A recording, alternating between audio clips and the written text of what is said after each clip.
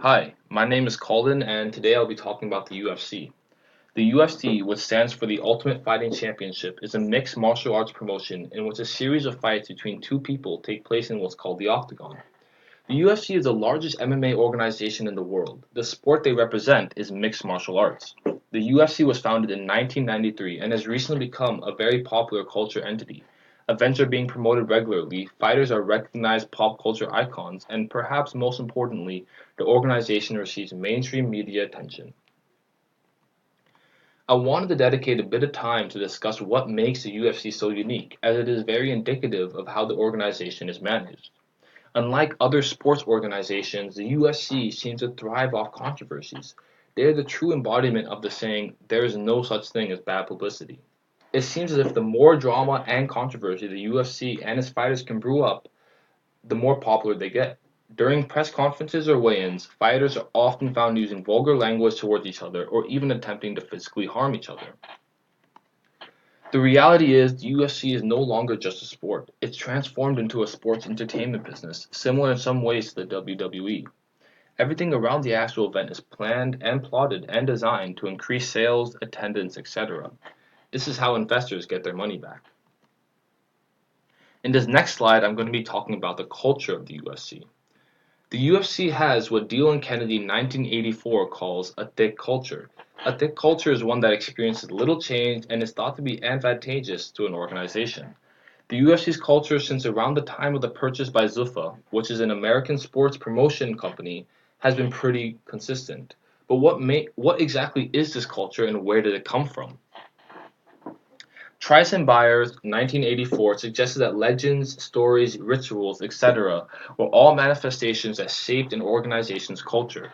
I believe the UFC derives much of its culture from the stories and myths of gladiators. While not necessarily true, ancient Roman gladiators today have been glamorized as heroes who fought with their lives in the name of glory and victory.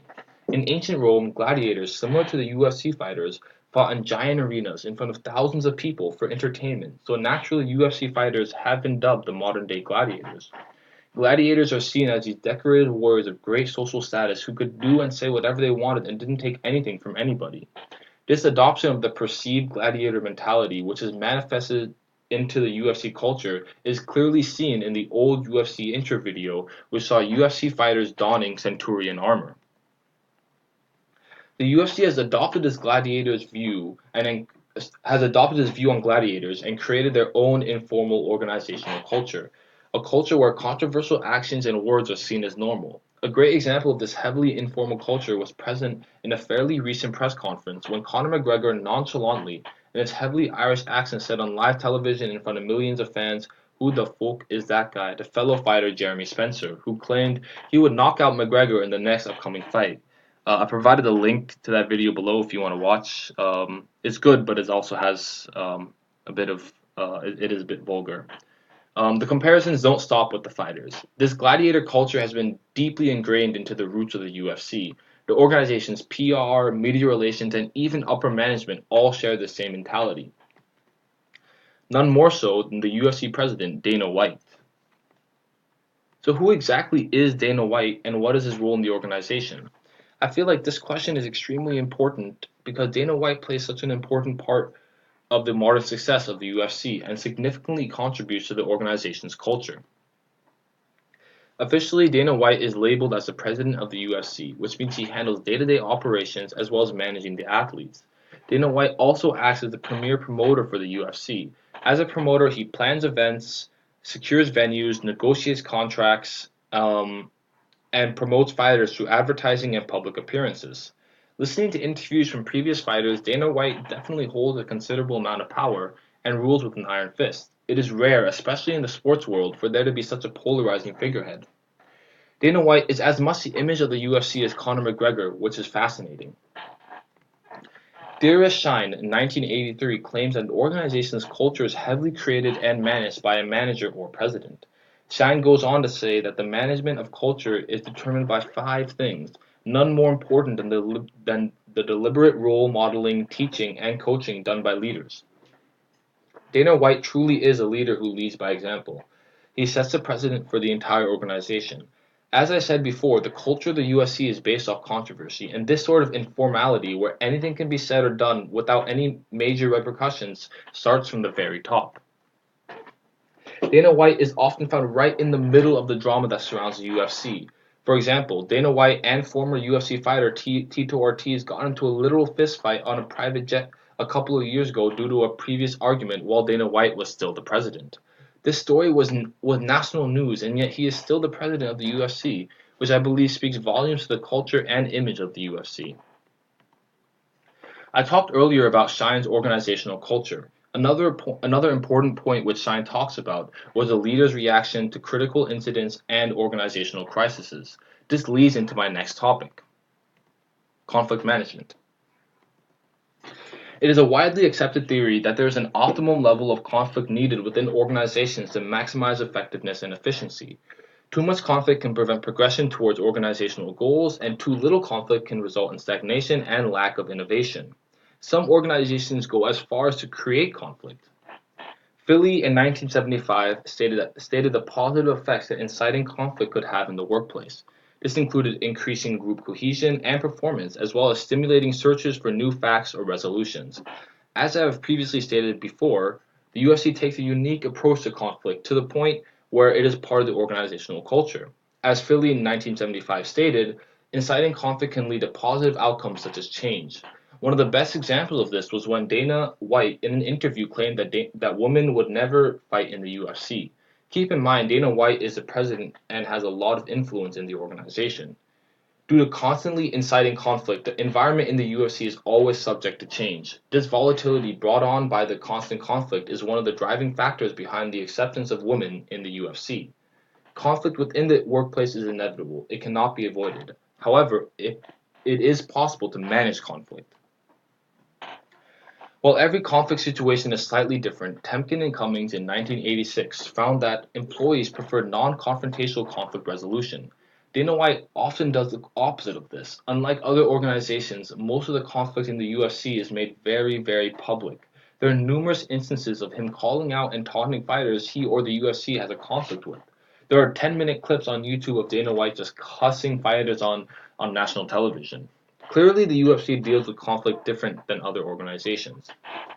Let's take a look at a specific example of conflict which happened quite recently. The incident I wanted to go over was the Khabib versus McGregor fight. In the UFC, fighters, especially the big name ones, can get away with a lot.